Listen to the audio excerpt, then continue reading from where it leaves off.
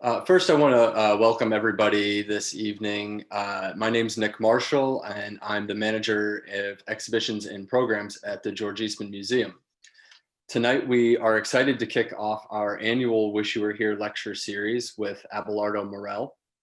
The series started in 2000, and throughout its run, it has been very generously sponsored by Dr. Thomas N. Tischer.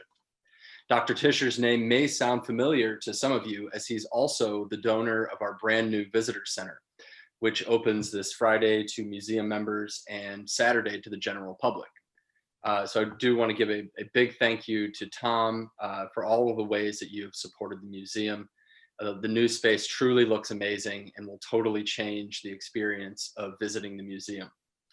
And just to let everybody know, we do currently have health guidelines in place for visiting, so please see our website for what those are before you visit. You can get tickets online in advance, and just some of the precautions that we're taking to keep people safe. The COVID-19 pandemic has also challenged us with new ways of connecting with our communities this year. Since April, all of our programs have been hosted as virtual online events, and we'll continue this through the end of the year. Though we do love to do in-person talks, it's been amazing to see the reach we've been able to extend across the globe, connecting with new audiences.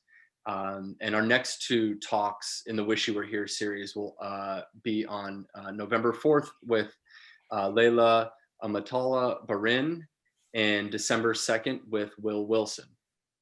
You can register for those talks on our website, as well as all of our other online programs. So for tonight's talk, please feel free to ask questions through the Q&A function at the bottom of your screens at any point throughout the talk. I'm going to be monitoring that throughout as Abe is presenting. And then at the end of the presentation, I'll go over as many questions as we can. And we will be recording tonight's talk, so all online public programs we record. So if you'd like to check out our YouTube page, oh, there's Dale. Try and keep him out of the screen here. If you want to go to our YouTube page, you can check out tonight's talk. It will probably be posted in about a week, and all of our archived talks are on there as well. So if you want to share those with friends, colleagues, we encourage you to do so and appreciate you sharing those. So now on to this evening's program. Abelardo Morell was born in Havana, Cuba in 1948 and immigrated to the United States with his parents in 1962. Did his undergraduate studies at Bowdoin College and received his MFA from Yale.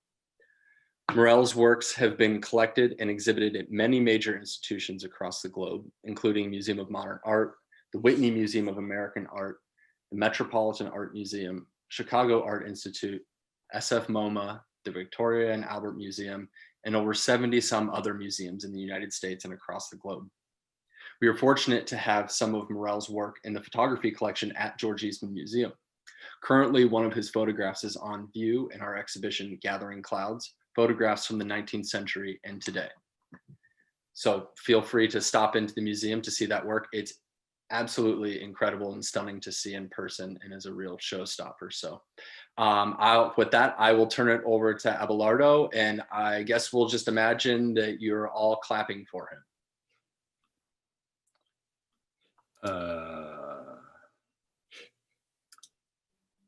So now I go to full screen, or you just go to play. I think that should take it to full screen. There we go. Really? Okay. Looks good. Looks good to me. Never done this before. Thanks to the George Eastman Museum and Nick and the rest of the staff for inviting me. It's the brave new world, and I'm happy to be asked. So thank you. So I'm going to try to show my most recent bodies of work. So I'm not going to go back to various early pieces because I've been really busy. By the way, I got the coronavirus with my wife in March, and we're fine. But the result is that I'm working now harder than ever. So there's a lot to see. So before the first project is shown, I wanted to show you a few not earlier, but my last big project called Flowers for Lisa. And I made 76 photographs of flowers for her. And what it made me do was to really be inventive in ways that I could, make the cliche idea of flowers into something kind of new.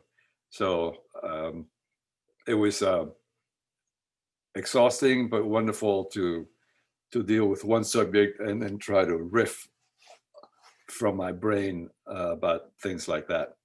So this project, Flowers for Lisa, ended up segueing into a new project that I started a while ago called After Hitchcock. And here's a little clip. And it's from Vertigo. Jimmy Stewart is following Kim Novak. There she is. And Kim Novak has just bought some flowers.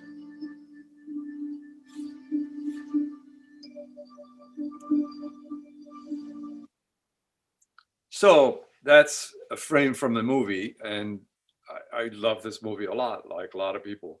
And I thought maybe I should end the flower series with my recreation of that nosegay. So I went to a florist in Cambridge and I said, could you make something like it? Anyway, so this is what I made to end the book. And so this photograph made me think that, if I can do a kind of a Hitchcock picture riffing off one of the frames, why not make a bunch of them? So here's some of the pieces that resulted from that Hitchcock world. A lot of from Vertigo. These are frames from Hitchcock's movie that I had someone make me a set, just like the one from Hitchcock.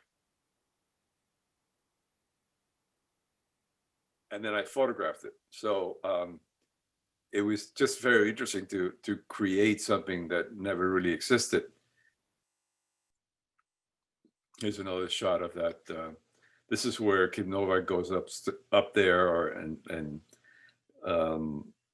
Jimmy has vertigo, so he gets dizzy. And anyway, I'm not going to spoil the movie for you. Vertigo, and one of the reasons I like Hitchcock a lot is because he's visually, a kind of a master at making space interesting and suspenseful. So this is a scene from Vertigo. Here are some pictures of mine from a long time ago, 1974. That sense of vertigo was kind of always in my brain. This is another scene from Vertigo. And here's a picture I made in 1979 or something. So I was sort of already a Hitchcockian scholar. Vertigo, looking at San Francisco. Well, a few years ago, I made a camera obscura of San Francisco. So this After Hitchcock project, it had to be done. The 39 steps, I'm gonna go through a few of his movies. There's a very famous scene where someone shows a hand and a little pinky's gone. Well, I have put an ad. If anyone was missing a pinky, could they come to my studio and I'd pay them? And so this nice young man came and I made this picture, but I was never quite satisfied. The pinky was not all that short. So I reshot it with me doing it with the real scene back there. So this worked out better. Cycle, everyone knows that. And the famous scene in the shower, and this is my take on it. I actually projected it in a movie theater so that the curtain of the movie theater becomes almost like the curtain of the movie. And this is me with a small crew going to the Psycho house. That I will explain this a little bit later, but this tent that I use can project images that it's looking at onto the ground. And so this is the picture that resulted from it. The Psycho house kind of with the patina of the ground itself. A sick man trying to get a peek at Janet Leigh. I made this is what I made.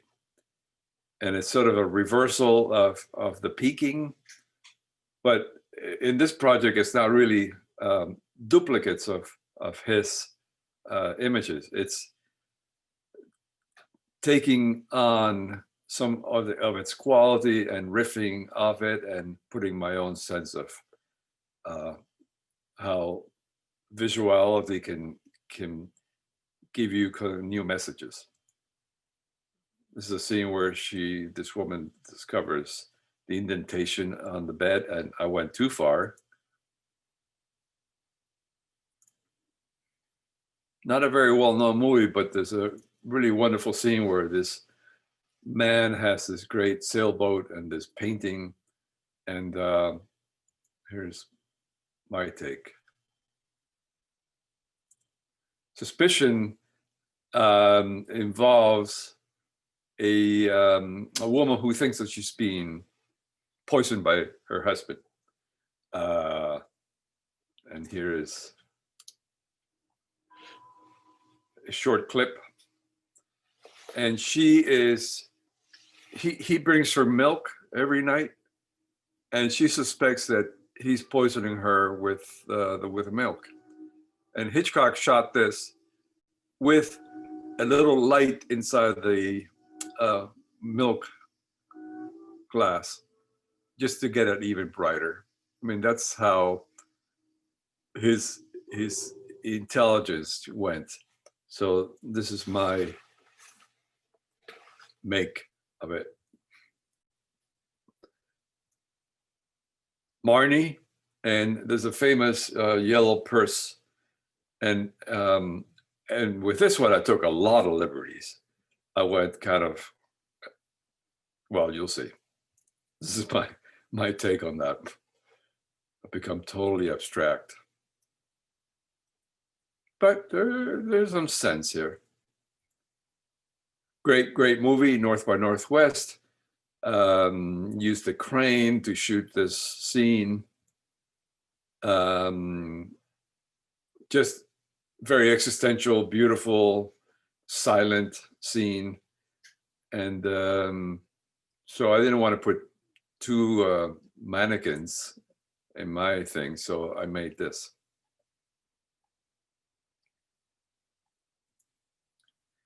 And with this project, I've made a few imaginary scenes, things that are not from any of his films, but I created a kind of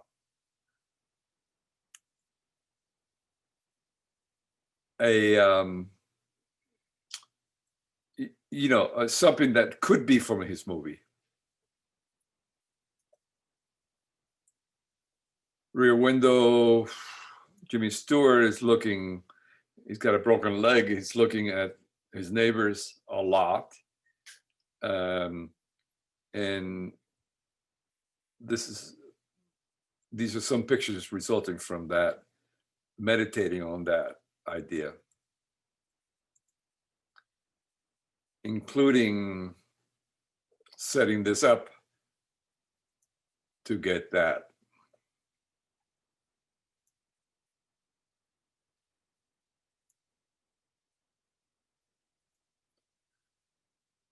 Shadow of a Doubt actually was one of Hitchcock's favorite film, and it's not, there's no knives or showers or anything like that. It's just kind of a bad guy with a family. And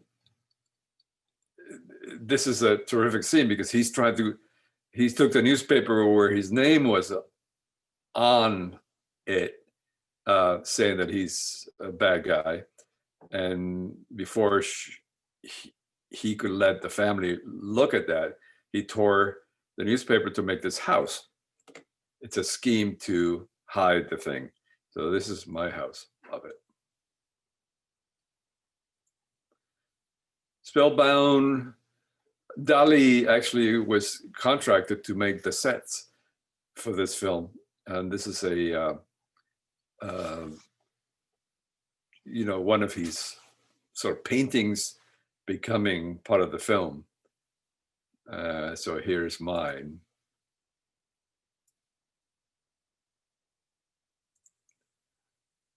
Everybody knows the birds.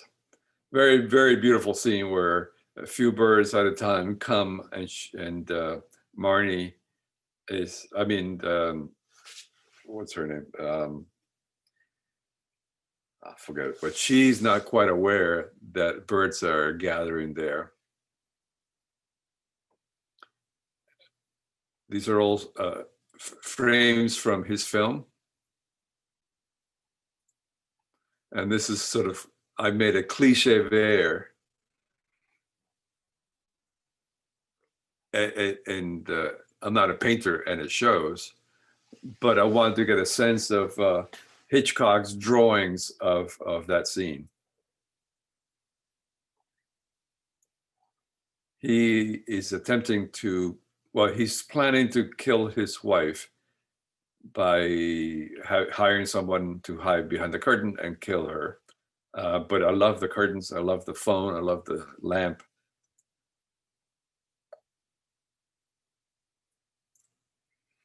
Not a great movie, but there's a fantastic scene where this woman is shot, and as she falls, this beautiful display of her dress happens.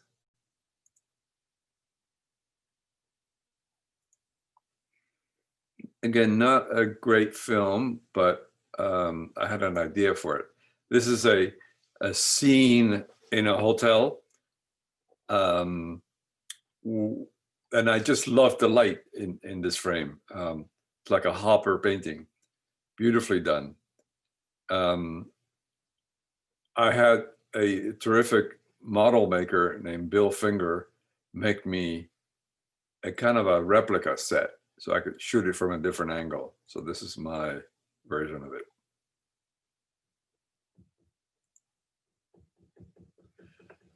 I made a book about Alice in Wonderland in 1998, in black and white, pre-digital, and these are some of the pictures that I made back then.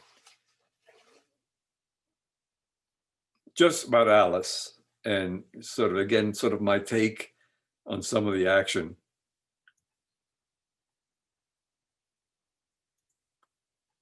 Well, after the COVID experience and the lockdowns and all that, it took me 22 years to remake Alice and Through the Looking Glass. One of the reasons I wanted to do Alice again was to showcase a young woman,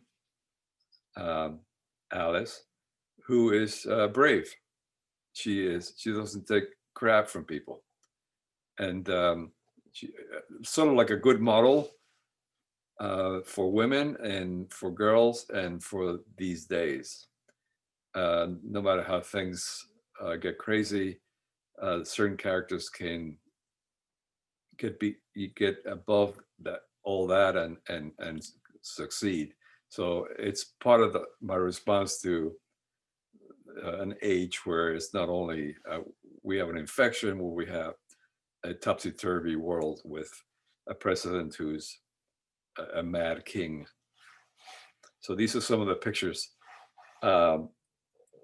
that I made for both Alice and Through the Looking Glass.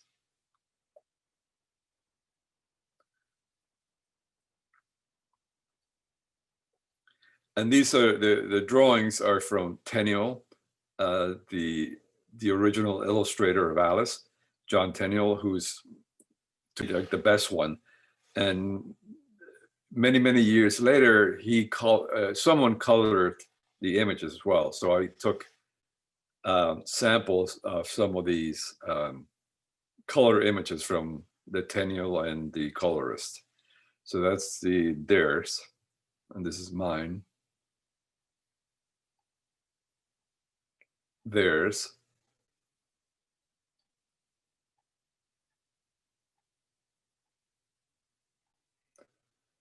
Through the Looking Glasses, she actually goes through a mirror into another world. I decided to use water as a liquidy mirror.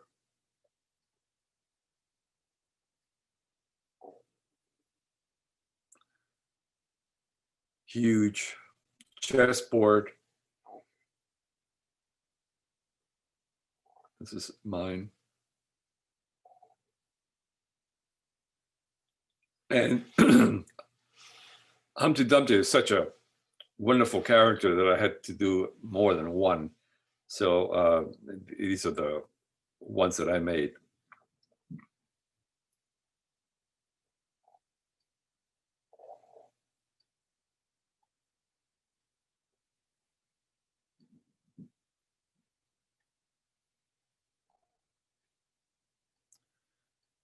Alice traveling by train.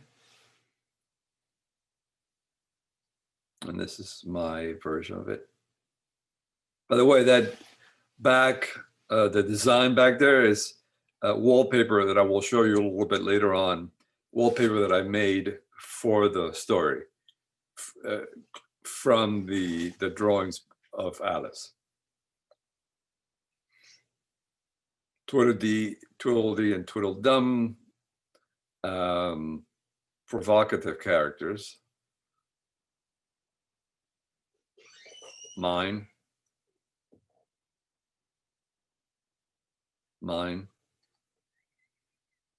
This is Alice talking to her kitten just before she goes through the mirror into the other world. And this is my version of it.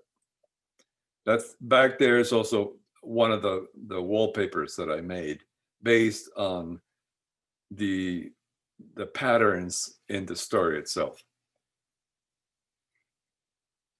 The White Knight, original, mine. Alice is talking to flowers, and the flowers are talking back. Not quite a normal scene here. This is mine.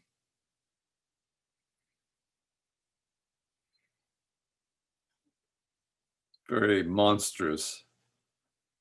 Jabberwocky. That's the original. This is mine. I think mine is even more terrifying.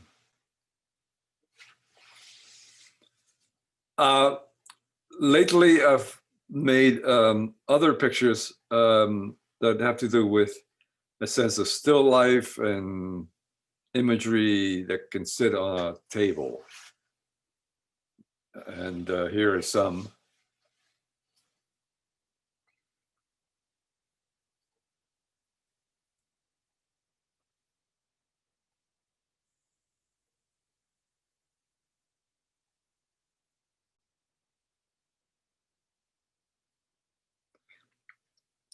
One day I decided to take some material, beautiful velvet type thing, and then just drop it on a table. And I dropped it a lot, and to see if I liked the image, the formation of the material. Yeah. Anyway, after a bunch of failures, this one happened.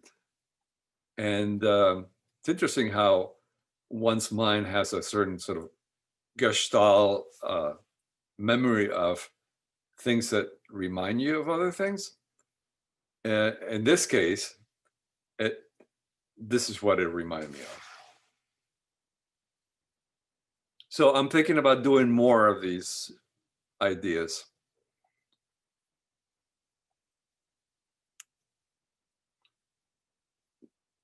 Glass still lifes with multiple exposures, so you get a kind of a building up of densities, sometimes 10 times photographed and moved, so you get a kind of a surreal multipleness. And of course the reflections are rather beautiful.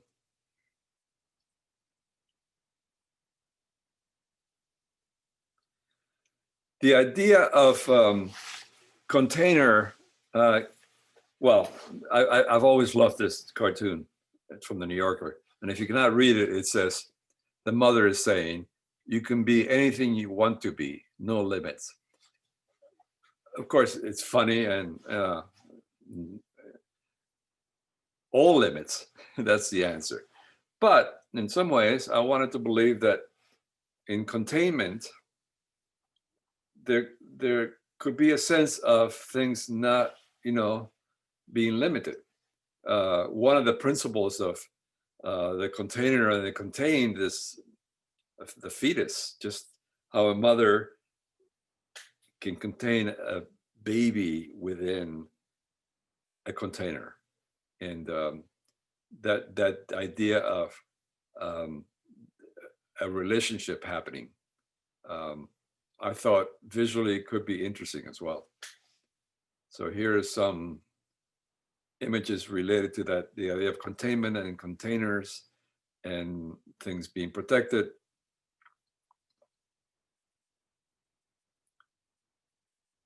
Events can happen within a limited world that in some ways suggests that there's no limit.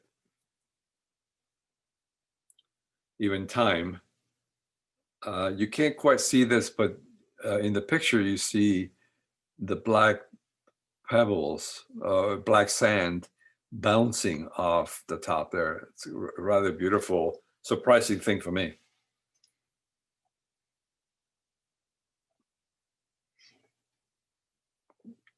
And in some cases, it felt like I was doing sort of these magic tricks or the spirit photography.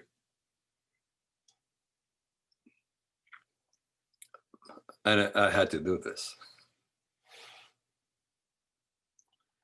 Also liquids, color liquids inside water jars fascinated me for a bit.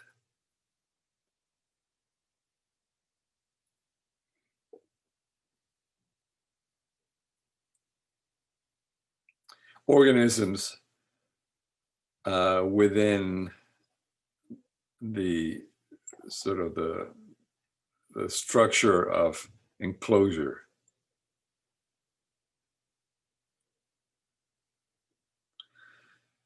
I also started thinking about making pictures of having to do with how color mixes into other colors.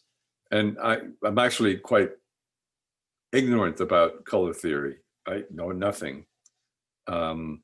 But at least I know some of these things. If you mix certain colors, you get something in between. So I started to make some pictures that had a kind of a naive, almost clinical, not clinical, but high school lab feeling to it. So I made this picture of, liquids, color liquids mixing with jars with other liquids, creating a very elementary sense of, if yellow and red mix, you get orange and so on. I've never made a picture quite like this, but it just feels like it has a different sense from what I've done before. I also began to buy a lot of children's objects. And what this picture is 3 different exposures of these yellow, red, and greens. No, yellow, reds, and blue objects, and they're rotated 90 degrees for each exposure. After one exposure, I rotated 90 degrees and so on. So the coming together of one color in front of another over time creates these marvelous in-between colors.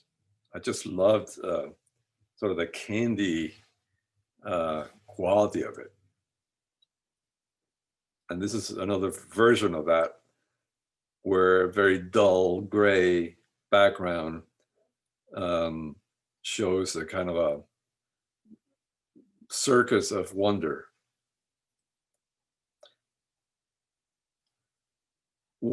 I had an exhibition at the Addison Gallery here in the Boston area a while ago, and I was supposed to make pictures that had something to do with Manship, the sculptor, and he liked Art Deco a lot. So I began to make some pictures for the show that had to do with patterns, and they almost looked like wallpapers. So here's a few of them. Very, 19th century, early 19th century. Anyway, the patterns that I could come up with were very pleasant.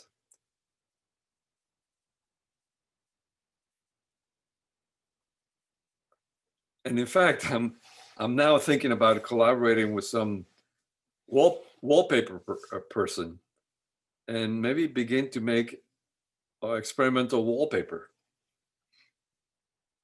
Here is some wallpaper that I made with Alice from their patterns to put in the pictures themselves. This is all from Alice.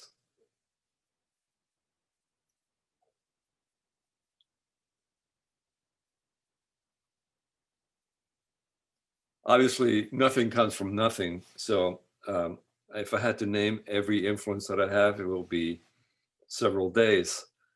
But here is a limited number of people whose work I've been thinking a lot about in some of this work. And Sol LeWitt he's probably king in terms of the idea of the minimal sense of a geometric object taking on the quality of God. More Sol LeWitt. Rachel White-Reed, who's I cannot fathom how she come up with this idea. The idea of taking an empty space, filling it with concrete, and having that empty space become a thing. Wow. She can retire.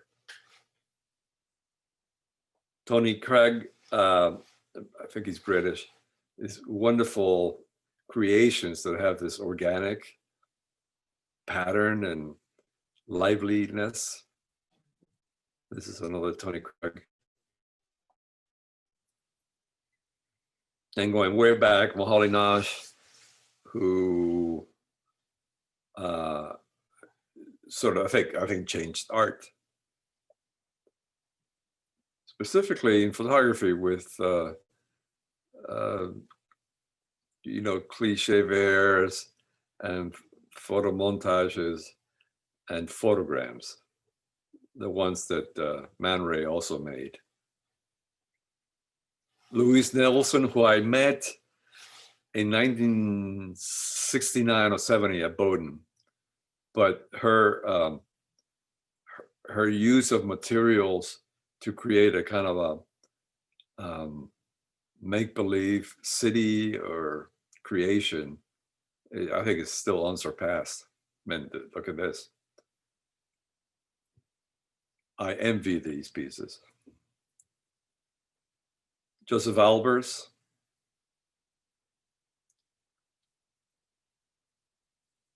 His wife, Annie, who made beautiful patterns out of material,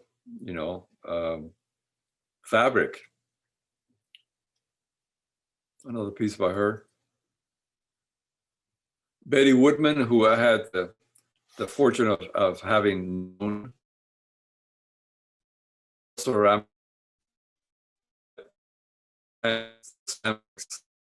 well, um, and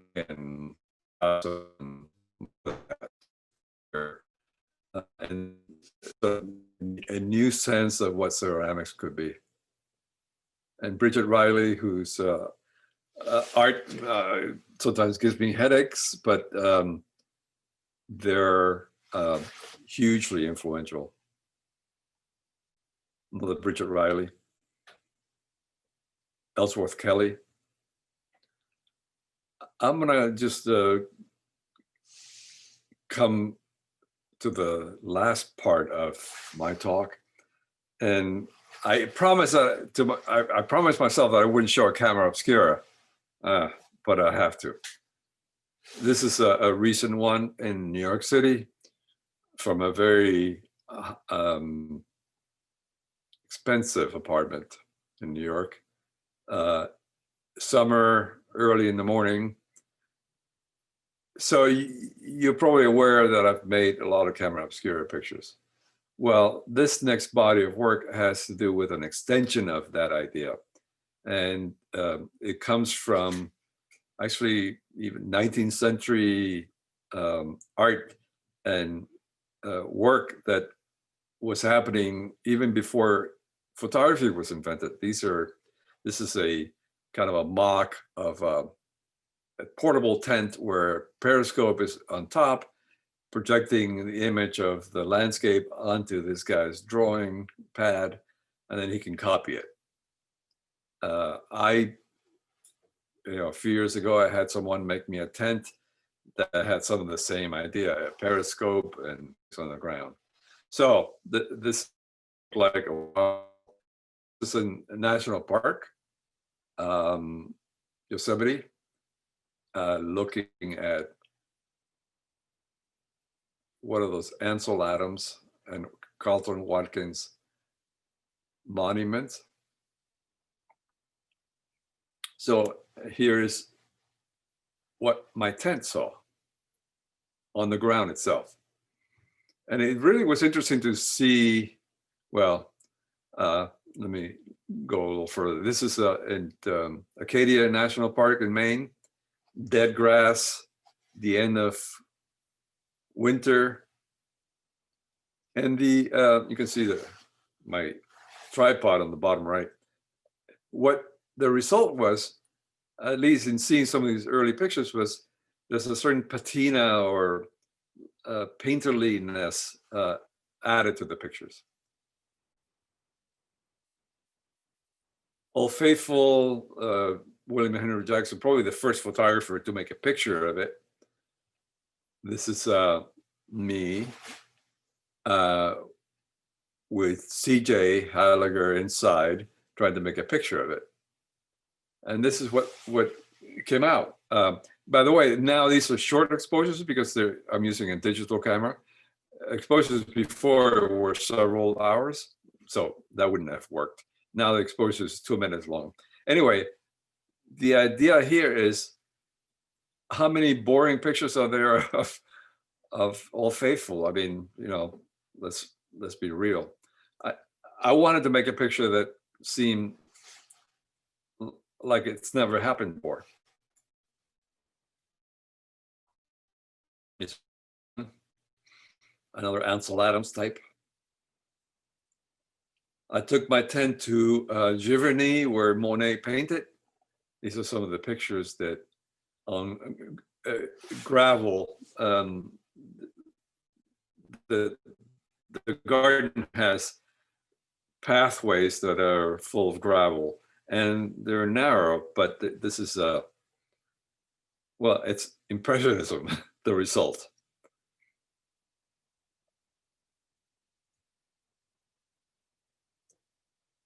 A gardener. I like to think that it's Monet himself. This is a more recent use of that tent camera on a New York rooftop, looking at Midtown Manhattan.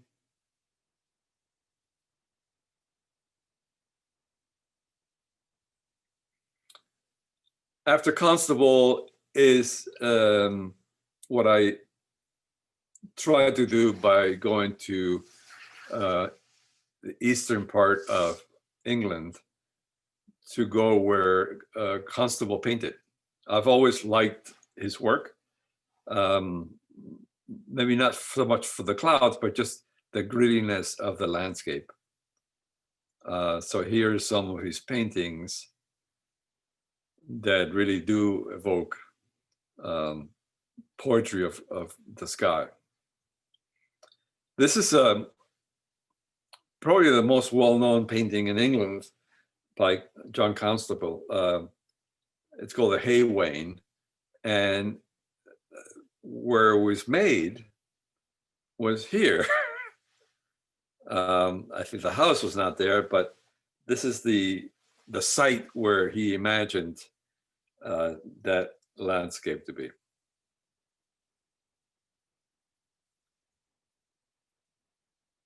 This is Matt and I inside the tent, having just made a picture of that site. And this is the result. You can really see the watery feeling and the painterliness of it. Here's some more After Constable pictures where the sky and is featured. This is a beech tree, copper tree.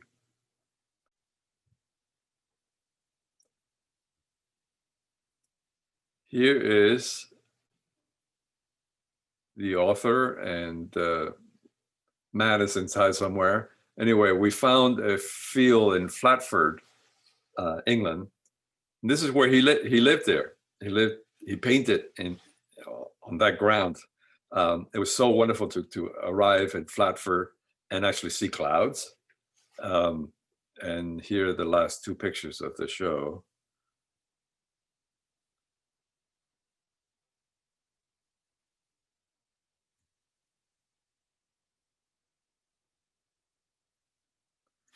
That's it. Thank you.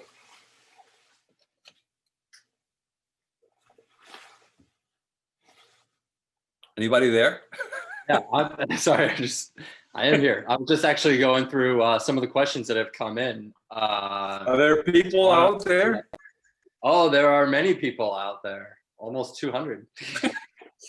Wow. All right. So let's see here. I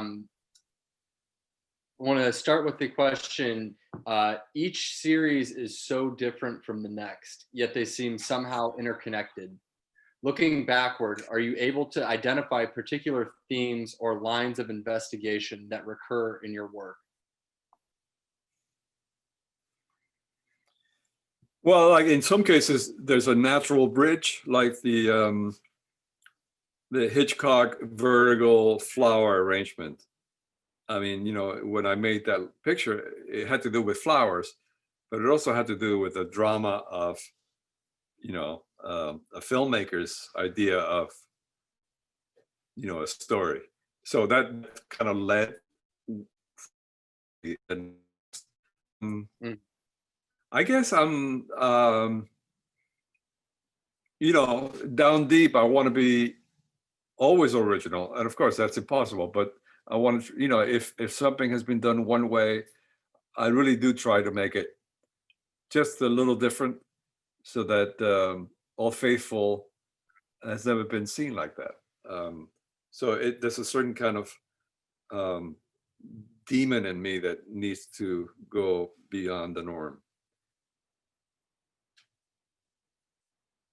So I guess this is kind of an interesting follow-up to that. Another question came in: where do you get the energy to keep doing this work? It looks like an everyday effort.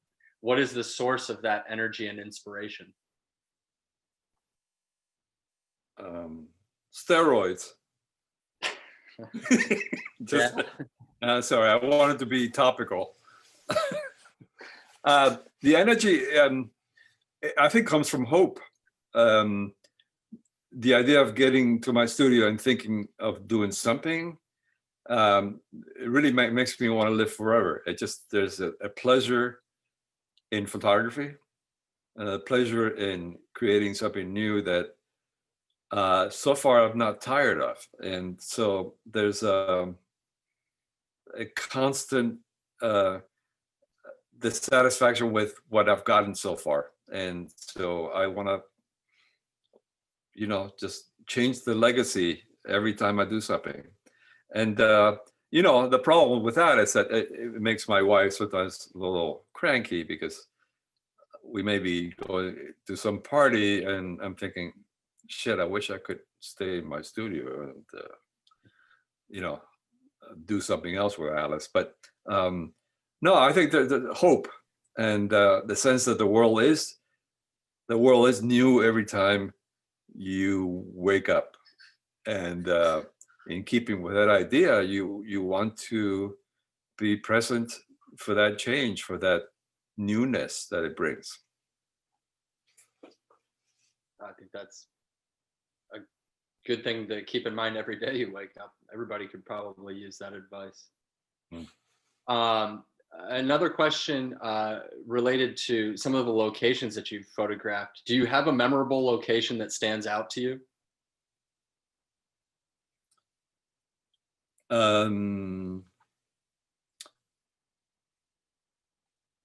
Well, it's a funny, memorable location, but I photographed in Florence and the baptistry in Florence, and which I didn't show because I didn't have time to show that. But it was we had just made a tent picture of the baptistry. Probably the most famous visual event that ever happened in painting happened there, when somehow perspective was discovered. So I was very excited by to be present at the beginning of perspective in painting. And anyway, my assistant, who was outside of the tent, CJ and I were inside the tent. Amy Fix was outside the tent, and she kept saying things like, Abe, you shouldn't worry, but the sky is turning green. And so, okay. And what it was is that in 30 seconds, we had the biggest hail storm I've ever seen. And it kind of almost destroyed the tent. It broke my camera. The tourists were running into the church, and as they opened the door, a choir started. All this is inside my tent, so I'm hearing the end of the world, with choir and everything, and it was scary but kind of wonderful. I'll never forget that. Yeah. What photographers do you see as influences on your work? You mentioned a lot of painters, sculptors. Are there any photographers that come to mind? Well, you mentioned the whole Naj as well, so I mean, he kind of like 5,000. Yeah. No, early on, the Cartier-Bresson, Helen Levitt, Diana Arbus, Robert Frank were my idols. I mean, I really wanted to do the poetry of the street the way they did it, and it felt like, my God, you learn that reality is a lot more complicated than you can imagine. So that really got me into photography going very, very fast. The way magic realism, 100 Years of Solitude, basically, you don't have to make things up. Just go out there, and the world is quite strange and wonderful. So those early people were important to me. But I mean, Harry Callahan was very important to me. Yeah. And so Robert Adams. I'm sort of everybody's coming. Frederick Sommer kind of beautiful, strange objects. I'll stop here because then I'll. Well, to follow up on that, do you have any photography books or writings that you find yourself, I guess it doesn't have to be a photography writing, but any writings that you kind of find yourself going back to again and again, something that's kind of helped guide your own practice?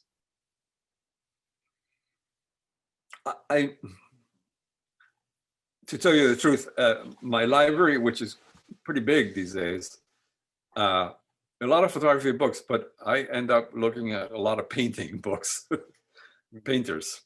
Yeah. They, I mean, think of it. Painters were doing stuff before photography, and they wanted, in some cases, or in many cases early on, they wanted reality, and that's what I want as well. So probably maybe an obvious question. This is my question. This is not coming from one of our attendees. So then why did you choose photography as opposed to studying painting or being a painter? I personally am also, my medium is photography, but I find myself more and more inspired by painting than I do. No, it's a really good question. First of all, I'm lousy at painting, but I do love the way photography can make, how it makes things look. You know, how the world looks in a photograph. I mean, it's been said before, but that's very interesting to me. Like, for instance, I'm trying to do some photographs of paint. You know, I'm trying to make abstract paintings. Make close-ups of them, because I love the way paint looks when it's wet. And it's not like it would be a painting, it would be a photographic view of a painting. To me, that's more interesting because it's a great medium to parse reality and art. And, you know, it's just, I just love, you know, what Winogrand said, you know, I photograph to see how things look photographed. And essentially, that's my answer. Okay. Wow. Okay. We have a lot of questions. We're not going to be able to get through them all, so I apologize. Can we charge them more? We probably got time for a couple more, so we'll just get to a few. You know, there were quite a few questions that actually came in regarding technology and some of the equipment that you use. I think particularly related to the camera obscura. Also, there was a question about multiple exposures and how you create multiple exposures. I'm assuming that that's in reference to the images of the glasses or the prisms and the blocks. Well, no, that actually might not. That was a multiple exposure, yeah. So, could you talk a little bit about some of that technology that you're using and kind of how you got into that and what the setups are for that? All right, I'll try to answer sort of both, but when I first started making camera obscura pictures, I used film, and film is slow when it's dark in the environment there. So my exposures were quite long. They were 6 to 8 hours long, which is fine. I mean, in a way, it's sort of like, it's great because you can go see a movie, have lunch, whatever. What I did miss from those pictures was that in 8 hours, the sky is blank because it doesn't record any particular event. When I got into digital technology 10 years ago, my exposures went from 8 hours to 5 minutes, and which meant that certain lighting events and certain objects in the sky or certain things became fixed. And I loved that, the idea of plein air painting. So I'm being stuck, there's a cloud there. It didn't go away. So that's very important to me, the idea that the photographs reflect the idea of a short time, which is very related to photography. So that's the reason I do digital. Also, photography has always been technologically connected. I mean, when Watkins was making pictures in Yosemite, he was using wet process, collodium, which was, you had to cover it. You had a tent to put collodium on a plate, let it dry, expose it, then develop it, pain in the ass. And I have this scenario that never happened, but the dry plate happened a few years after, which meant that it could be coated in your studio. You can take it into the field and just shoot it whenever you want it. So here's Watkins with his wet plate. Someone comes and says, I got these things that are they're already coated and they're ready to go anytime, you want. Is Watkins going to say, no, I'm an artist? No, he would have taken the dry plates. It's sort of the same reason I'm taking the digital, because it's still about reality. Also, digital technology, my camera is 150 megapixels, shows the world the way I like, the way photography used to. So that's rather important to me. Does the length of a question that kind of relates to that a bit, how your work is impacted by time, and does the length of time it takes you to make an image matter? Not these days, but when my son Brady, who's now 36, when he was a baby, I began making pictures of childhood objects, including a milk bottle of his. And those exposures with the 4x5 are sometimes 4 or 5 minutes long. And because the house was old and creaked, and if I walked, it would shake the camera, I had to stay still, look at the milk bottle for 4 or 5 minutes while the picture was being made. That idea of meditation on an object was hugely important to me, because in some ways it's sort of like paying attention to the most banal thing, but in some ways reaching a kind of a religious attention to the world. So yeah, time early on when those childhood pictures were being made were very, very important to me. And of course the camera obscura pictures. But I didn't stay in those rooms. I would have been mad, 8 hours inside a locked room. But I think meditating on a thing being photographed, it's in college, mostly because of the idea of this, seeing reality from a different point of view, and the idea of paying attention to a milk bottle in some ways is sort of liberating. Master Eckhart, this medieval theologian, and the church did not like him because he thought you could get to God without the church. That's no surprise there. But he had a line about find a stick in the woods, break it, snap it, and there's Jesus right there. The idea of a really normal reality, bringing you amazing news, is still important to me in many ways. Okay, we're going to get to the final question here, though there are a lot that I'm sorry that we can't get to, because there's actually a lot of really interesting questions that I don't mind if you, Okay, well, let's maybe do a couple more then. And let's see. I'm a Virgo, by the way. Yeah, okay. That's a lot of that questions. was not a question, but where was that? Okay. The question that this came in, so you mentioned a kind of dissatisfaction with photography, which keeps you coming back to it. I'm wondering if much of your work with the camera obscura stems from the difficulty or perhaps the failure of beholding its magical and even enthralling image that is continuously forming. I'm sorry, ask that again. Well, I guess it's not really a question. It's more of a statement. Yeah. But I'm not, by the way, I'm not dissatisfied with photography.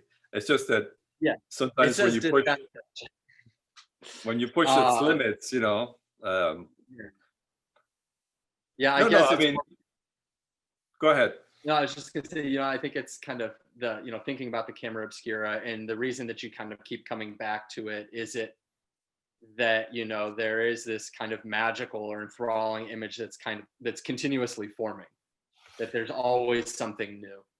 Yeah, no, that's true. And I actually have not been making that many camera obscura pictures lately. Maybe the 10th camera has become a little bit more part of my repertoire. But I find that,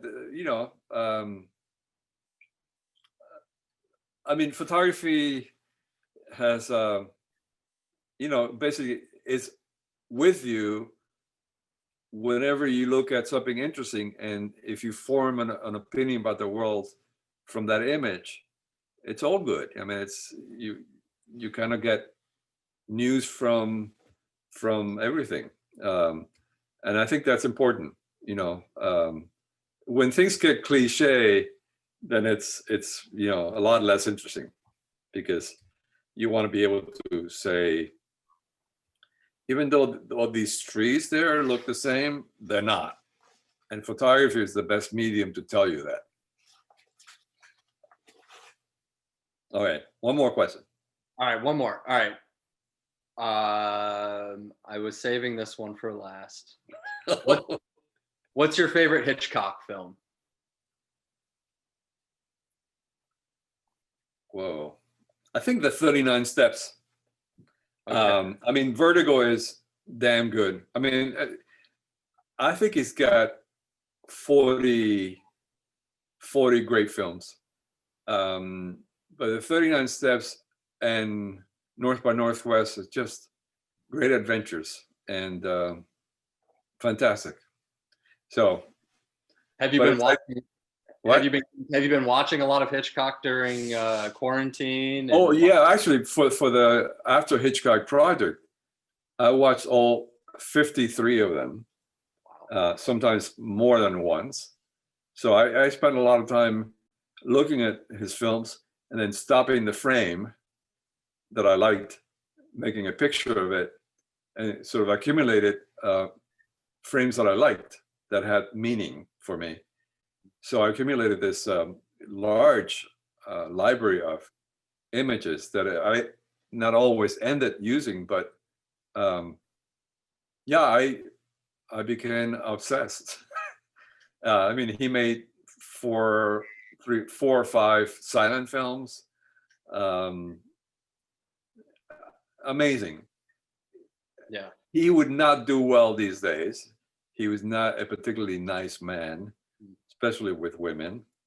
No, there's a lot to fault him, but his eye, his sense of space, and his sense of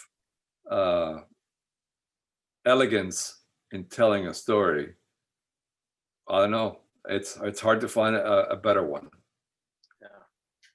Well, thank you again so much for sharing some of the ideas behind your work. It's been great to see the new stuff. I hope everybody really enjoyed that. I know I did. And I hope to see, I hope to see all of your names logged in at our next talk next month. And please feel free to check out our website with all of the information for all of our upcoming programs. Again, Abe, thank you so much. Thank you, Nick. Just to let you know, people are sending you praises through the chat on here, and we'll have all that saved and we'll send it over to you. People really enjoyed the talk. We enjoyed having you all. So thank you, Nick. Yeah, you got it. The recording will be up in a week, and thank you all for joining. Well, thanks again.